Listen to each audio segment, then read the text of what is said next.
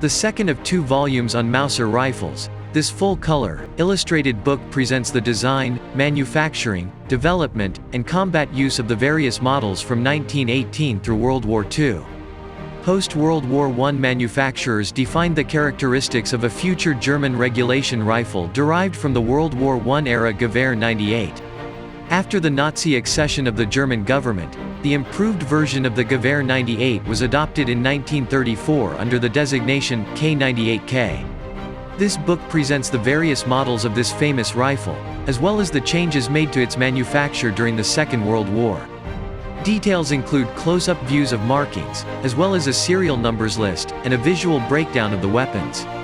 Accessories such as ammunition, ammo pouches, bayonets, magazines, scopes, and cleaning kits are featured throughout the book, as are rarely seen combat-related uniform and equipment items.